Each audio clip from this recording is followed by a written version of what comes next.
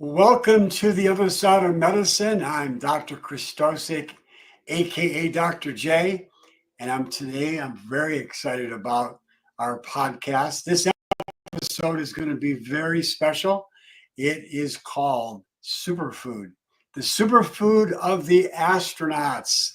So, if you want to have more energy to get to the moon and back, and you want to have a strong immune system, you want to have clear thinking, you want to have clear skin, and you want to have a superfood that'll help you to slow the aging process, then you've come to the right place. Because today you're on the other side of medicine.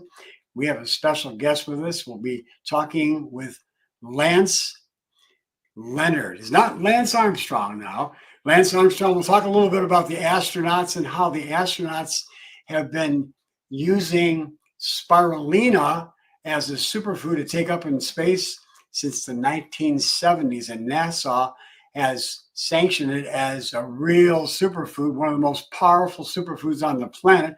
So we're going to dive into that. So let me just kind of tell you a little bit about my experience with spirulina, because I've been using it since 1973 when I first got introduced to it.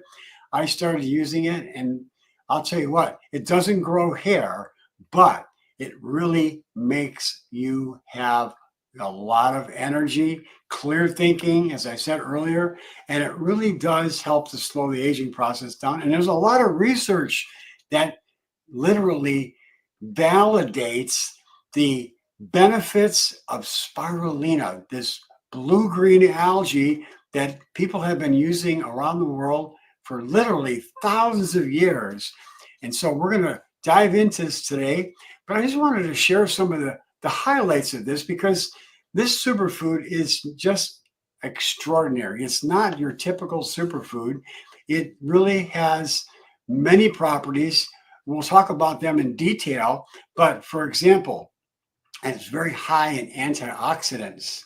It has essential fatty acids in it that are very, very beneficial, not only for the immune system, but for the skin, and just really to help to lower things like cholesterol, elevate the beneficial cholesterol, the HDL, lower the bad cholesterol, the LDL, lower the triglycerides. It helps to remove toxins out of the body in a very powerful way. It helps to increase the beneficial bacteria inside the gut. We're going to talk a lot about the gut, because gut health is so important for our overall health and well-being. And spirulina is one of those foods that you certainly want to make sure that you have in your repertoire of foods every single day to boost your immune system. And the research is clear that it helps to do that as well. So spirulina helps to reduce sinusitis. So people who have rhinitis and sinus infections, repeated ones, if you start taking this on a regular basis, you will notice that not only you'll have less infections, but you'll also have less allergic responses. And there's good research to show that it does that as well. So listen, if you really get a lot of benefit out of this podcast or any of the podcasts here on the other side of medicine, be sure to like it here on the social media. Tell your family and friends about us. And by all means, leave a comment. Tell us your experience that you've had with spirulina or any questions you might have. And I'll tell you what, one of the things that I'm really excited about is the whole thrust of what's going to be happening in this country with Robert Kennedy joining President Trump to make America healthy again. And I'm excited that we are going to transform the health of Americans one step at a time. And whatever we do, whatever direction we go in, it's going to be really a fun ride. So without really getting much more into talking about the benefits, without bringing my guest on, let's bring on Lance Leonard, who is an authority and a very good source for spirulina and its benefits. So Lance, welcome to the other side of medicine. Thank you, Dr. J. I'm delighted to be here. And Delighted also to be, in the presence of someone who has been not just researching, but actively, engaged in your own health and the health of many, many hundreds or thousands of people over the years. And that's, one of the best things I think that any of us can do is help our fellow humans. And helping with health it's got to be one of the most fundamental things. I mean, you can't think right if you're not healthy. You can't do much if you're not healthy. There's many, many things that health is the foundation really of life. It's where it all starts. And Well, I tell people that you can pursue all the wealth that you want, but if you don't leave a health legacy, you're not going to be able to enjoy the things that you develop to be able to reach financial security. So really, you want to become independently healthy. And spirulina is one of those things that can help us do that. Isn't that right, Lance?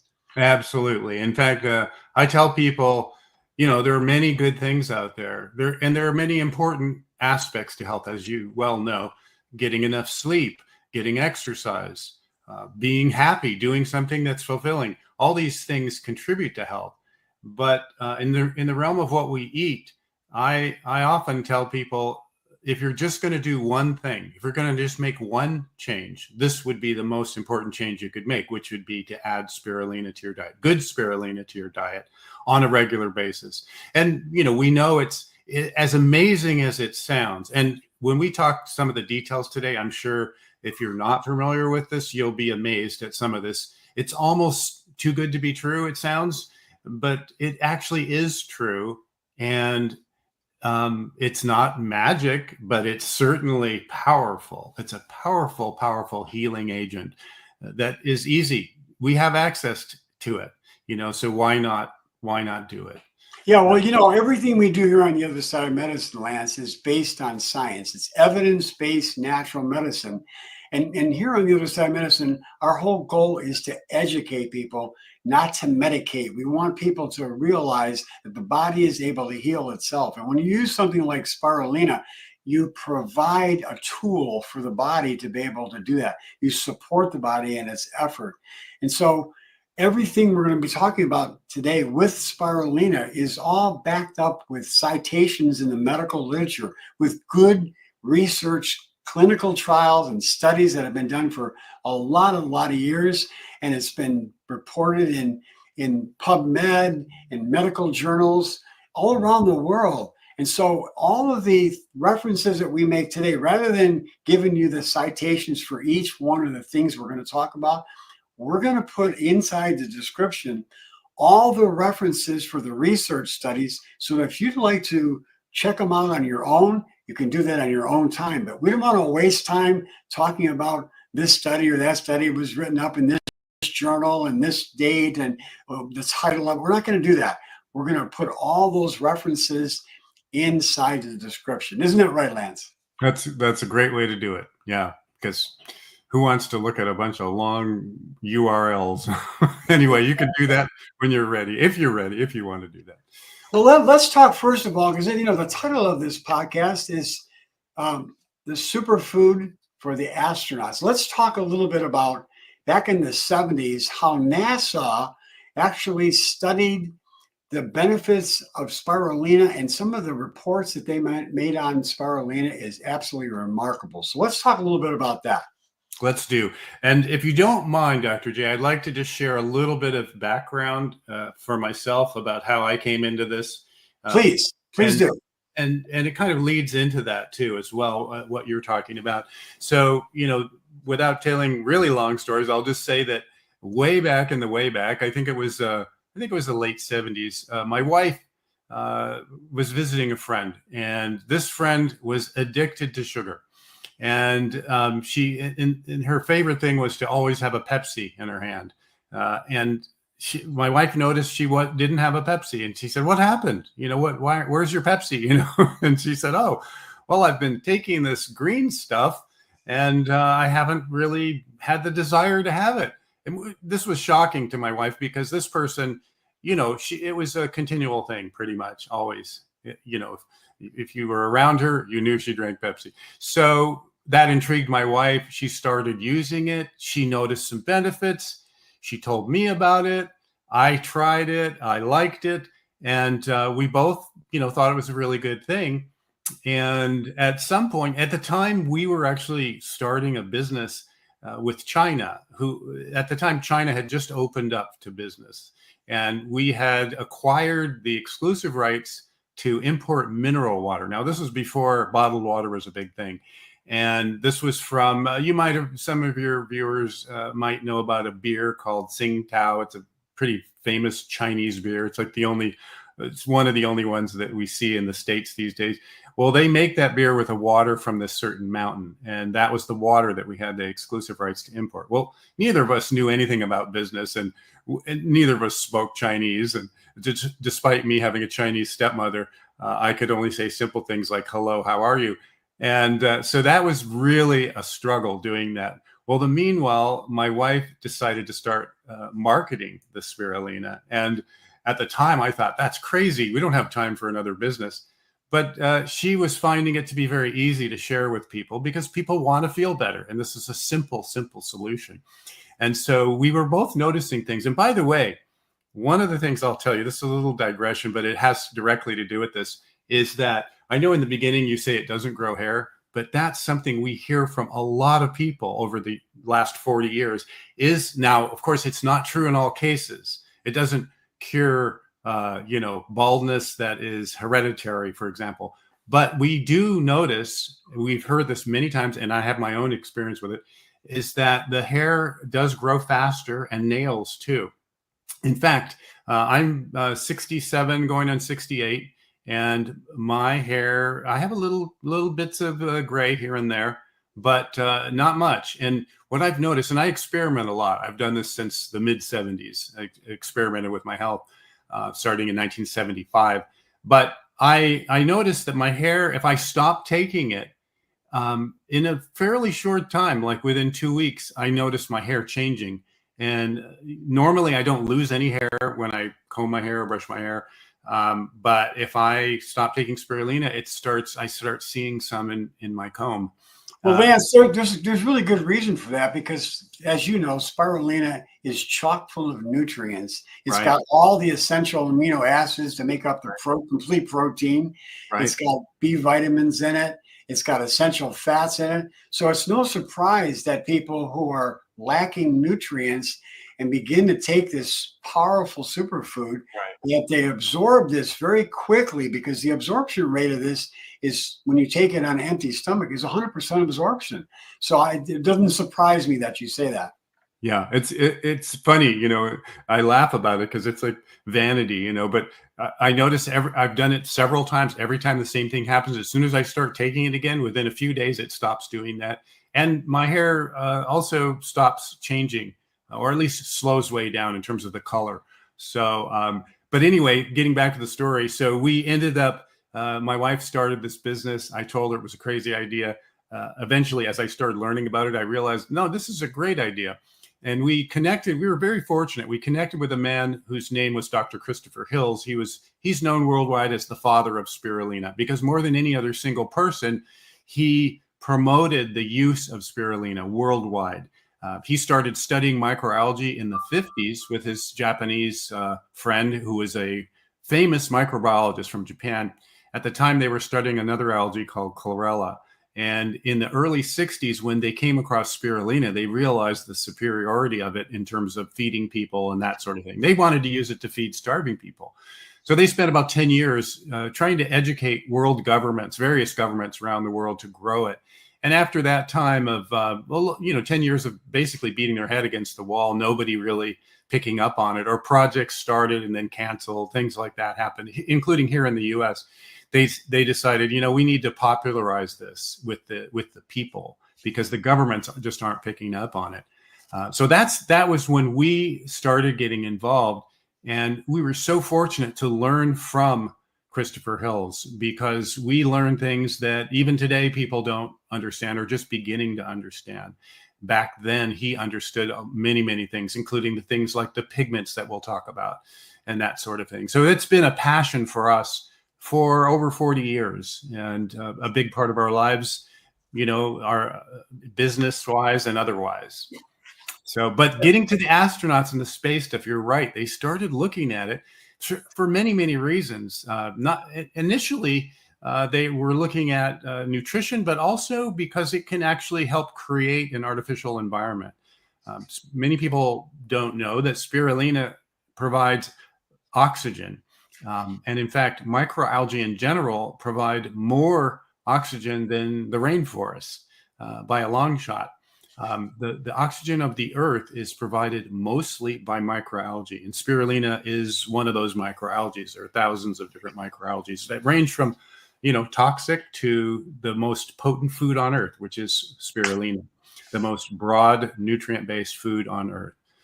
So they started looking at it, and they're still doing research. In fact, right now, they're probably there's like a revival in the sense of people's awareness of spirulina right now. And that's true with NASA. That's true with the European Space Agency. Right now, they're doing studies that have to do with creating an oxygen environment, meaning that, they use the spirulina to recycle the carbon in the, carbon dioxide and create oxygen. And they're also using it to deal with other kinds of wastes because it can do that. They're using it in terms of nutrition. They're doing many things with it. And it's very exciting because it's, sometimes things have to go into space before we notice them here on Earth, it seems like. And, you made a joke about energy and maybe we'll go to the moon. But, today it's more likely for that to actually happen than ever with, Elon Musk and what he's doing with space and everything. And so we're actually at an interesting precipice right now. And spirulina, I think, will become a big part of that. It's this little microscopic organism, but it has so much potential to do so much. Well, let me just make a few comments about the things that NASA demonstrated about spirulina that I think are quite extraordinary. Mm-hmm. So first of all, you have to understand the reason that they studied it is because when these astronauts go up in space, they're in an anti-gravity space. So there could be muscle loss and bone loss because of the anti-gravity, and as you said, the oxygen levels, as well as the radiation as well. That's and right. And so those are things that all spirulina is all beneficial with, and it's able to help to provide the nutrition in a very condensed form. So they don't have a lot of space on the craft, so they have to have things that are very, very compact. And so spirulina fit that just a perfect way for them to get a lot of nutrition in a little space. And I want you to listen to this carefully. I want our listening audience to pay attention to this, because this is what NASA and other researchers found. And what they found is that spirulina, ounce per ounce, has 1,000 times more nutrients than fruits and vegetables. So they found that 1 kilogram of spirulina has the same benefits of 1,000 kilograms of fruits and vegetables. Now, is that mind-boggling or what? That is completely mind-boggling. And I'll say that part of it is because of the incredible bioavailability of those nutrients. Yes. And that's a good point. Explain to our audience what that means, because that's an important point. So basically, there's what you eat, in other words, what you put in your mouth, but then there's how much of that do you actually use in the body. And spirulina is known to be 95% digestible. If you compare that to, let's say, just looking at protein, the typical animal protein profile is about 20%, like say for beef. Now, that isn't to say that beef is bad protein. It just means that your body has to work harder to get what it gets out of it. Spirulina, your body doesn't have to work hard at all. And this can be really critical for people who are experiencing difficulties. One of our customers actually was pregnant and in danger of losing her baby. She had inability to digest protein, among other things. And she was also severely anemic. And her doctor was doing what, medical doctors usually do, giving her iron supplements, and she couldn't keep it down. She just, it all got thrown up. And she was really, really concerned. And, she spoke with my wife, who told her, look, this may help dramatically. So she went ahead and took it, and her anemic problem went away, because spirulina is very rich in iron, very usable iron. But also she began to be able to digest other proteins besides spirulina. So it somehow shifted her body in such a way that not only was the spirulina helping, but she could eat other things. And her baby was born healthy. And she refused to buy our products wholesale, which we offered her, because she said, I have so much gratitude, because I know that my son would not be here today if it were not for that change. That's a change. What a beautiful story, and you mentioned iron. The interesting thing is that scientists have found that the iron bioavailability, which you talked about a few minutes ago, the uptake of nutrients, is 6 times higher for any other food, the iron that's available in spirulina. How amazing is that? Now, there's also other minerals like potassium and calcium as well, and also the trace minerals, which is so important, which people forget about, because growing in the rich soils that are nutrient rich, you're going to get a lot of minerals. And then the other thing is that it's got essential fatty acids. And I really want to say something that's very important, talking about bioavailability. When we get down to the cellular level of nutrition and we look at the energy factories of the body, they're called the mitochondria. Right. And the mitochondria in the body are the cellular components that are the central command zone for every single cell. It tells every cell what to do. It's a central command for the cells. Now, what's really interesting about spirulina, talking about bioavailability, the mitochondria has a 2-cell layer wall. Most all the other cells, and I think almost all cells, have 1-cell layer thick, but mitochondria have 2-cell wall layer thick.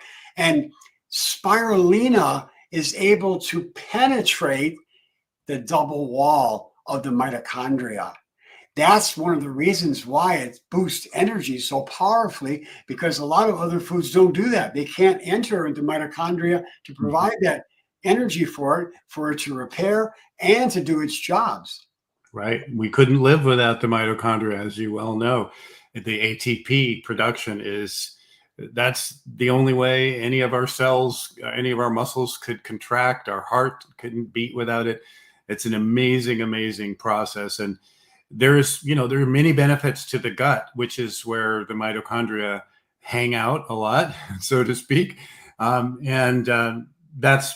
That's also true with the blood-brain barrier. There are components of spirulina that can pass the blood-brain barrier. And, the blood-brain barrier is there for a reason. It's to keep the brain safe from toxins. And as you know, the fact that we can get these high quality nutrients in there, that it just happens naturally. The spirulina it's just as God made it. It's right here on the planet. It's not, the only thing we do to it is dry it. Yeah. So talk about some of the components that are able to penetrate the blood-brain barrier. Well, one of the most interesting components in terms of the brain and in terms of neurological health, in my opinion, is the phycocyanin. And that is a pigment that among many pigments that spirulina has in it. And the pigments are basically, as most of us remember from science class in high school, photosynthesis, the sunlight shining down on the earth, and the chemicals interacting with the sunlight to form biomass. We call it photosynthesis. We all know about chlorophyll, which is another, the green pigment that is the reason we call spirulina a blue-green algae. Now, in recent years, I say recent, but some people wouldn't think it's that recent. But since we've been doing this over 40 years, it seems recent to me that they've reclassified it as a cyanobacteria. But whatever we call it, the bottom line is it does these processes. And what's interesting is this phycocyanin, which is a blue pigment, which actually, if you take pure phycocyanin and hold it up to a strong light source, you can see other colors in it besides blue, purple and violets. It's a beautiful pigment. It actually absorbs and fluoresces. In other words, it gives off light as well as absorbing light. And there's been recent research that has shown very promising results with the use of it with Parkinson's and other neurological, like Alzheimer's and things like that, conditions. So it is a very important component. And I really, truly believe that we're just at the tip of the iceberg. One thing that happened back in the 80s when we were involved with Christopher Hills was his company sponsored 3 years of research at Harvard University. And this was with an extract that Christopher created, which was mostly phycocyanin, this blue pigment. And they proved through this research that this compound both prevented and cured cancer in animals. Now, of course, with the way the laws work, we weren't really allowed to talk about it, which was kind of sad because now there's been more research, and we know that spirulina itself has anti-cancer properties, specifically with lung cancer, with breast cancer, and oral cancer too. Oral cancer is the research that Christopher sponsored back in the 80s. That was what they were looking at. Yeah. So amazing neuro effects in positive, support for the whole nervous system of the body. But yeah, just for our listening audience benefits, we're not saying that spirulina cures cancer. You got to understand that.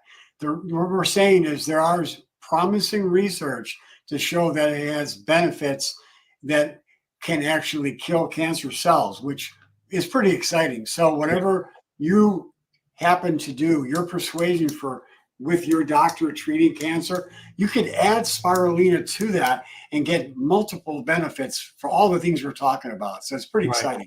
Right. I will add one thing to that, just specifically about cancer. Of course, we like to educate people just like you. And at the same time, we're not, we realize that like I'm not a doctor, I'm not a medical doctor. But after seeing tens of thousands of people's results, there are patterns, of course, that we've noticed. And so we do share those with people with the caveat that, hey, this doesn't mean this is what's going to happen with you. This is just what happened with somebody else. It's kind of a guidepost, you might say. But we do tell people that we know that spirulina protects against radiation. And so many people will take it if they're getting, say, radiation treatment for some type of cancer. And they'll at the very least, they often minimize the side effects. And of course, the radiation treatments are getting better, meaning they're more targeted these days. So they're not just blasting your whole body with as much as they used to in the past. But still, it's hard on the body. Yes, it can kill the cancer, but it also is hard on the body. But when people are doing chemo, we usually advise them to only take it in between rounds. And that's because the spirulina is also a very cleansing food. It helps the body do what it already naturally does, which is when there's a toxin, the body wants to get rid of it. And that's a good thing. But when you're using chemo, you're specifically putting that toxin in there for a specific purpose.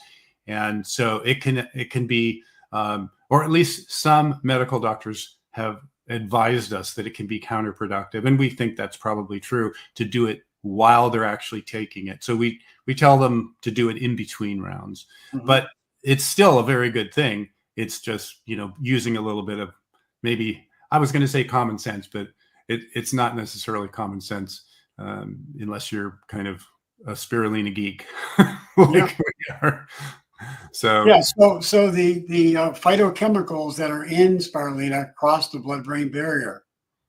yeah, it's an amazing thing to know that we're supporting our brains to function better. But it's not limited to the brain. That's the amazing part about it too. There are many things we can talk about, and I thought we might go through some of the things that are known, some of the general areas, like the gut, for example. You mentioned earlier. Yeah. It's definitely known that spirulina is a probiotic.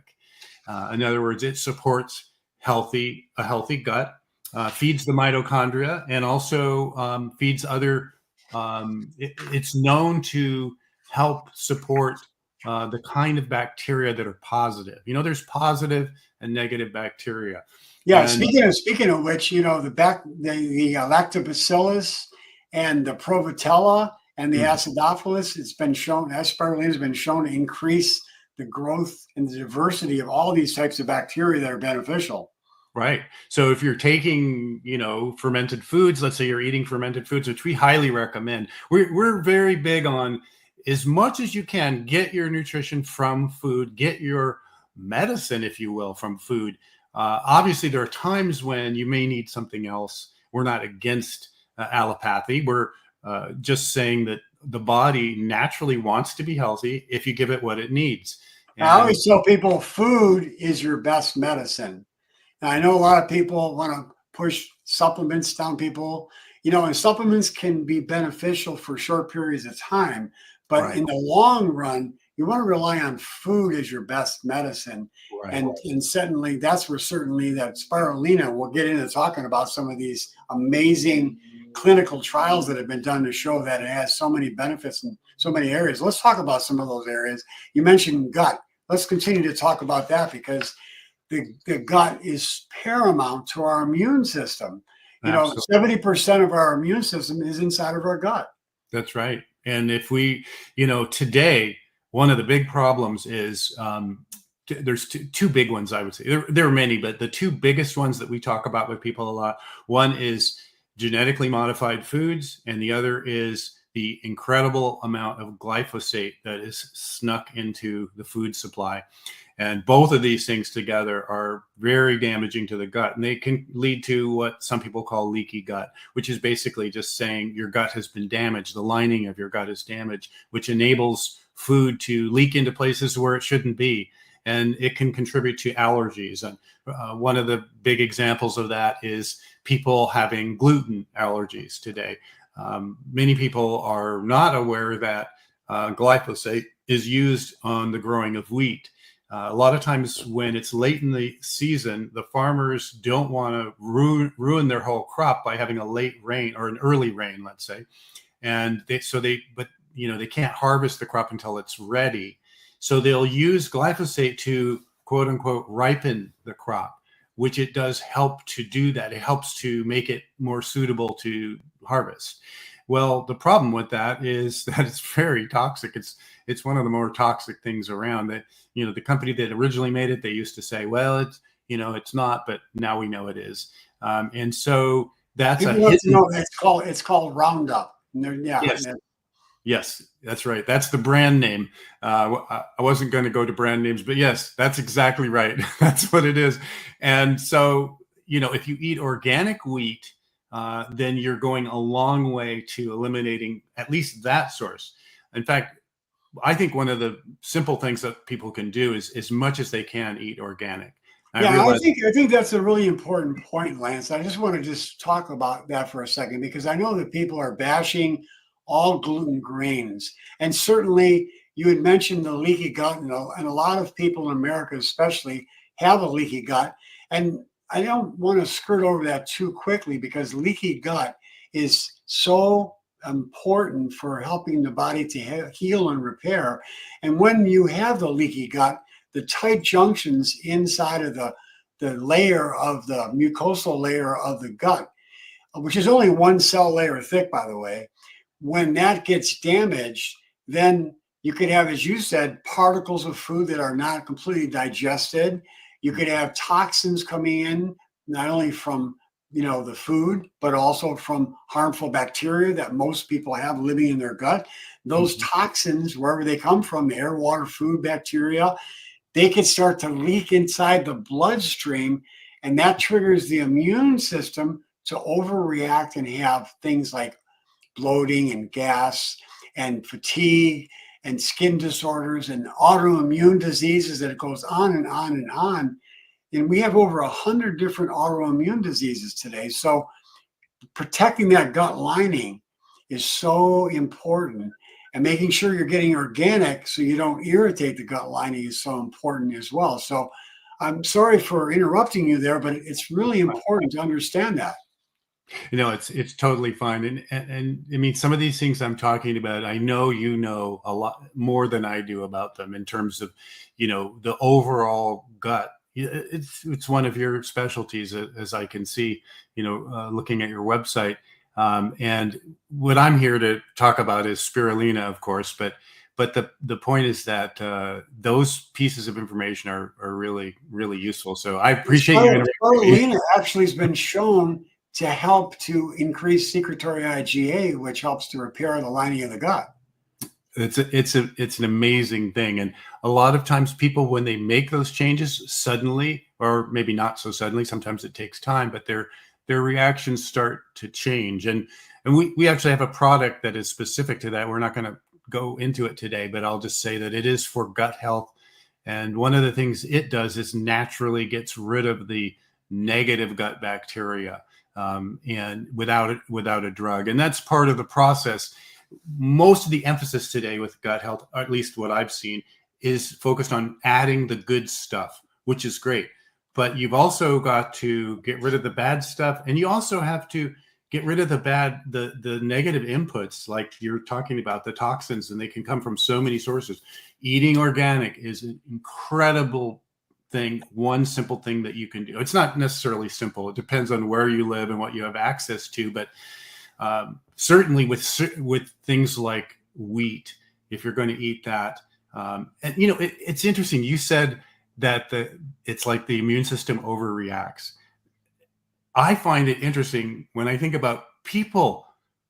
We're talking about inflammation here, and it seems like a lot of times people seem inflamed to me, these days, like they're overreactive to a lot of things, it seems. And I think there's a connection. I think the body is not, we know that the brain and the gut are connected. Yeah. The gut-brain axis is so important now in medicine. And we know now that mood and behavior changes can occur if we have a gut that has, we call it dysbiosis, which is an imbalance in the bacteria. Right. And that whole thing could trigger people to have mood disorders like depression and anxiety, and beyond that, cognitive dysfunction. And spirulina helps to improve all those things, which is amazing. Yeah. I want to talk about, you said something that's really interesting, that spirulina helps to not only help to improve the beneficial bacteria, but it gets rid of the harmful bacteria. Now think about it. What medicine does that? There isn't any medicine that does that. Right. That's true. Good point. Very good point. I don't know of any that does that. No, the intelligence of the body and the intelligence of food to interact with each other the way God intended is what we need to get back to. Those are back to foundational principles so that we can help to support the body in its effort to heal itself. Right. One more thing about supplements. You talked about how supplements can be very useful at times, but really it's better to get from food. There are some big issues with supplements today. As just one little tiny example, for us to tablet spirulina, the people who do the tableting, they won't even talk to you if you're not willing to have them add other things into the tablets. A lot of companies, I've literally had companies hang up on me when I say, no, I don't want any excipients, which is the generic word for all the garbage that they want to put in. And some of them are literally poison. It says poison on the container, but the FDA in all their wisdom has said, oh, well, it's okay. It's only a little bit, basically. So hopefully those kinds of things will start to change now. That's something to look forward to. But oh my gosh, supplements are loaded, a lot of them. Now, that isn't to say all, but a lot of them. There are some good ones out there too. There are companies that actually know, hey, we don't want to put this stuff in there. So yeah, it's tricky. It's a very tricky thing, especially if you read, in general, if you read a label and there's a lot of words that you've never seen before, that's a clue. Why is that in there? Yeah. I mean, I tell people you can't read it. If you can't read it, don't eat it. Yeah, that's a good, simple way to do it. Another thing besides that, though, is the high amount of digestible protein. We mentioned that before. That's a really important thing, and that comes in many forms. There is also anti-inflammatory, antiviral. Let's mention that for a minute. There are known antiviral qualities of spirulina, and of course, in this day and age, in any day and age, really, but that's a really important thing.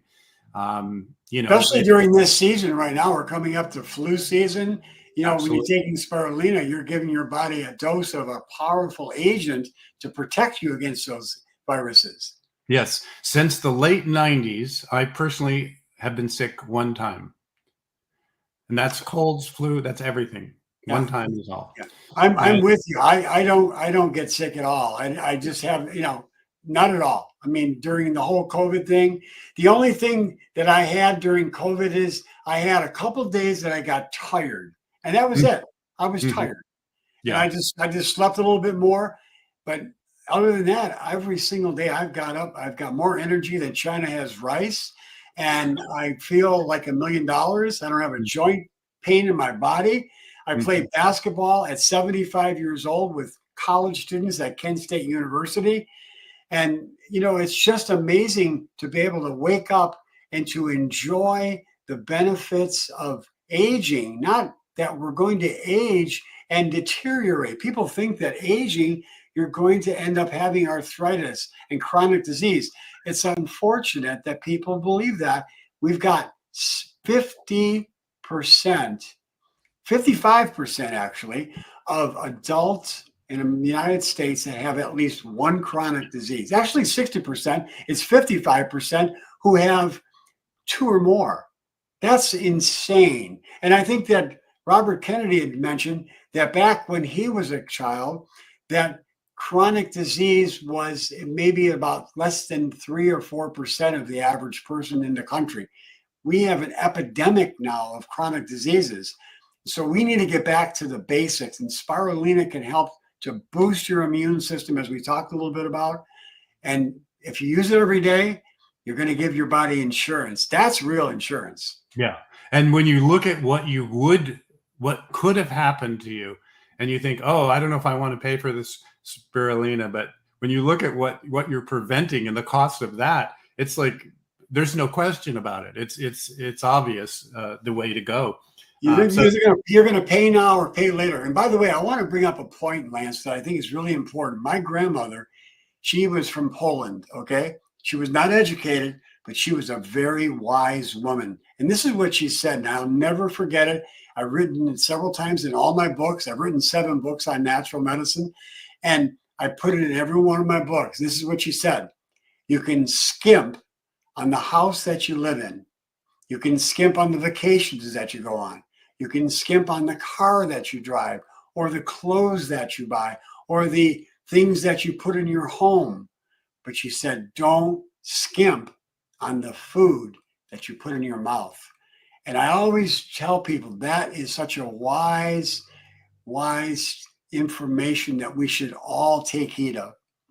That's such a great way to put it. And I have a grandfather from Poland too, but he never said anything like that. Well, I just thought that was pretty amazing that she would say something like that. She's way ahead of her time. Yeah, it's absolutely true. I mean, really, when you think about it, it's almost like natural wisdom, really. I mean, if you're at all looking at how the earth works, things are there. There's a reason for things. We've got these great things, and spirulina is one of those things that in the West we've only known about it for a few decades, maybe. People quote unquote discovered it in the West quite a long time ago, but all they did was categorize it or catalog it. They didn't do much with it. I'm looking at the clock here. We've already gone an hour, haven't we? Well, not quite, but yeah, we're getting close there. We got. Well, I'll tell you, we're gonna literally have to come back and do a second episode of this. We really are.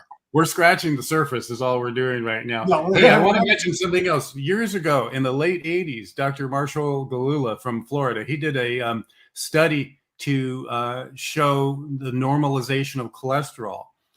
It turned out to be very positive, but the funny part was, in the course of doing the study, everybody, there were a number of people who were suffering from depression, and that changed also. It was a complete surprise to the researchers.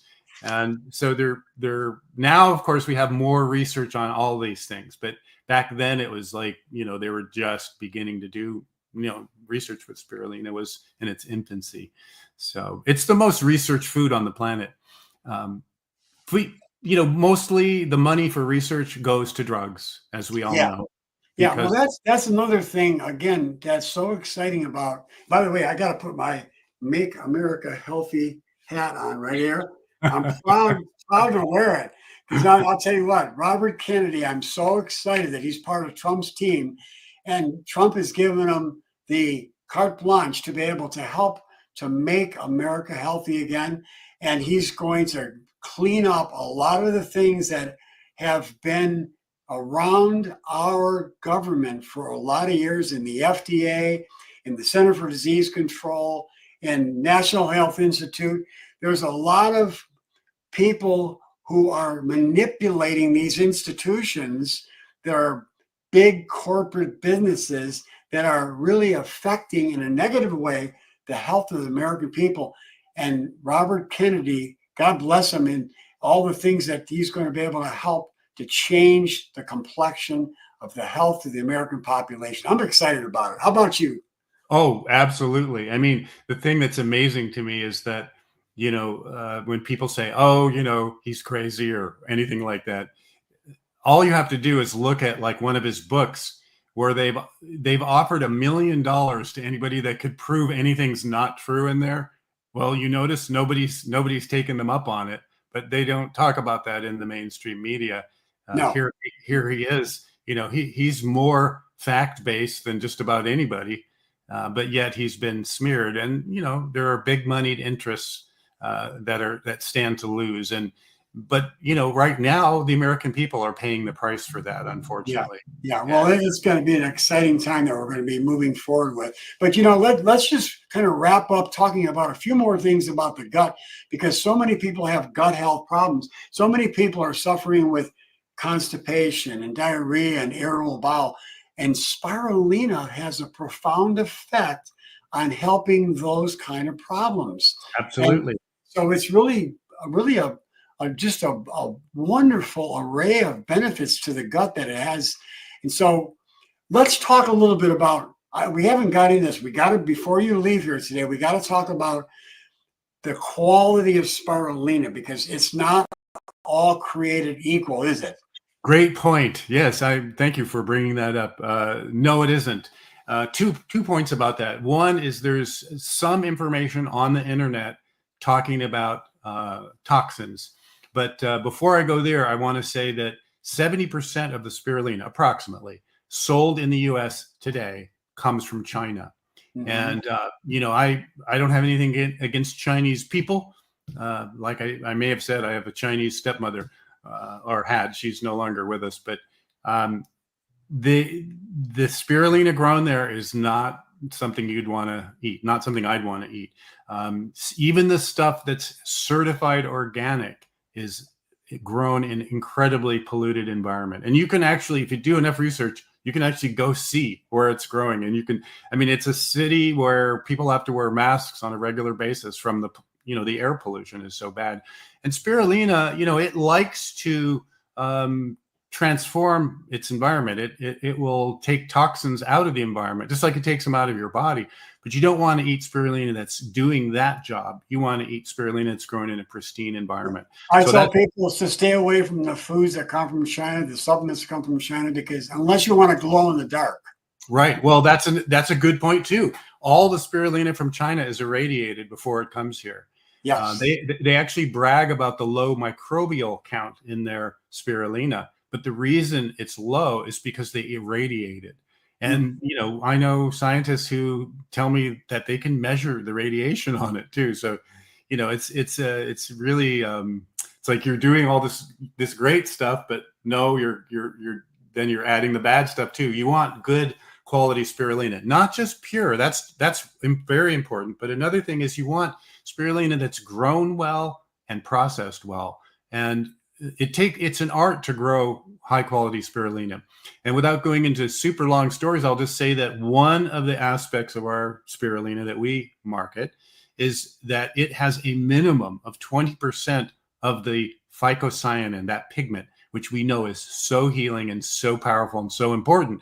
And, to give you a perspective on that, most of the spirulina on the market has less than 10% phycocyanin. You can find some that's a little bit higher than that, but we know of none, at least in the US, that has over 20%. And we don't sell it unless it's at least 20%. We've had it as high as just under 25%, which is super high. That's powerful. That's powerful. So, and we have, the certificate of analysis for all of it. We have multiple, our farm has multiple certifications. We grow it right here in the US. Yes. And, part of the reason for our ability to have that high phycocyanin is this is a little secret, but part of it is heat. The spirulina loves heat. Actually, it grows in our farm. It gets to be regularly between 110 and 130 degrees Fahrenheit in the summer.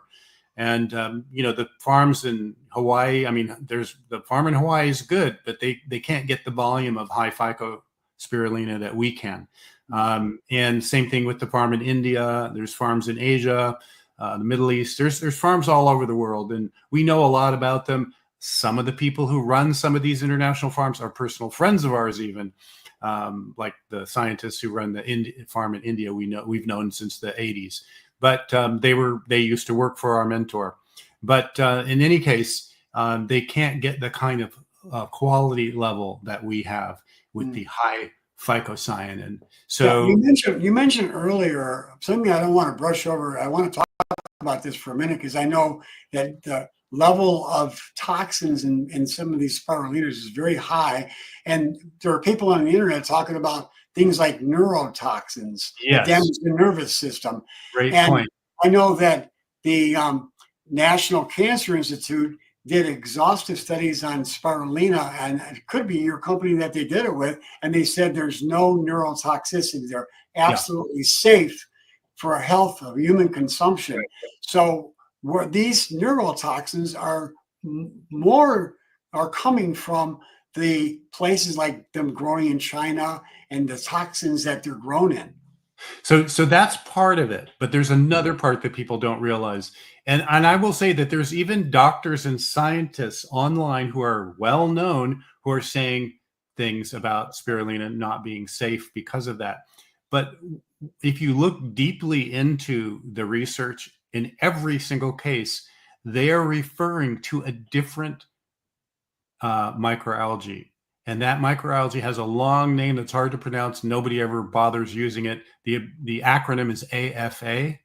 It was marketed in a big way many decades ago. The people who marketed it did a fabulous job of marketing it. They kind of stole all the information from spirulina and put it on that algae because they're both blue-green algae. That algae can and does become toxic itself. And it also grows in an environment where there are toxins. One of the cool things about spirulina is it grows in an environment where almost nothing else can grow. It's a very highly alkaline environment. But that doesn't say there isn't bad spirulina out there. But when you look at the studies, even some that say spirulina, if you dig deep enough, you'll see that it was a mixture of spirulina and AFA. So in other words, they're acting as if the two algae are the same, and they're not. Mm-hmm. And one is I don't know. I haven't checked recently, but the last time I checked, AFA was illegal to even sell in Canada because they know it's not safe. Here, there's been so much marketing of it, and it's like a rash that won't go away. Every time the company, another company will market it, and then they go out of business, and then another one pops up. And I think part of it is because it's just growing in this lake in Oregon for free, and so they think, oh, we can make a lot of money selling this stuff. The tragic part of it is it does actually, that I won't go on too long about this, but I'll just say that algae does have some good stuff in it. It has phycocyanin in it. It's one of the, we say spirulina is the only food source of phycocyanin. And that's technically true because that other algae is not considered a food. And despite what some marketers might tell you, oh, it has a long history of use with native people and that sort of thing, that is totally made up. It does not have that. And I'm speaking as one who lived in the area where it grows and knows hundreds of native people who lived in that area, and they will all tell you the same thing. No, that's just made up. So that's another kind of subtle issue. But like I said, there are people who are well known in the health field, even doctors. I won't name names. But I'll just say, I know some of them. I've had them actually on a podcast, so I know who they are. Yeah, and some of them are smart people, and they have other good things to say. And then there are people who actually really promote spirulina. I will mention this name, like Dr. Mercola. He thinks very highly of it, and he has a lot of great stuff to say. But there's a lot. And once again, I think it's important to understand that the National Institutes of Health said that it gave carte blanche, totally a safe green light for spirulina. Yeah, that is like the one you're talking about. They call it safe. Yeah, they call it GRAS, which stands for generally regarded as safe. Yes. And it's also grandfathered in as a food because it actually has a long history of use by native people in Central America and Africa. So yes, there is that. So it's important to get high quality spirulina. Well, Lance, I'll tell you what, we have run out of time, and we've gone over time actually, which is okay. But I want to have you come back because we have so much more to talk about, and people need to learn about this amazing food, spirulina, and how to be able to use it. And by the way, I have a power drink that I have every morning, and I recommend it to all my patients. And the number one ingredient in it is spirulina, and I put a heaping tablespoon. It's probably the equivalent of like 3 or 4 tablespoons that are level. And I put that much in this drink, and I add a lot of other ingredients in it that are beneficial for the gut, as well as the mitochondria, the energy producing factors of the body, as well as so many other things, the immune system. And I'll put the recipe for my power drink inside the description of this podcast. But we're going to have you come back, and we're going to put the name of your company, which is, again, a company that I highly respect. And I think the work that's been done has been extraordinary. And I continue to applaud your work and the integrity.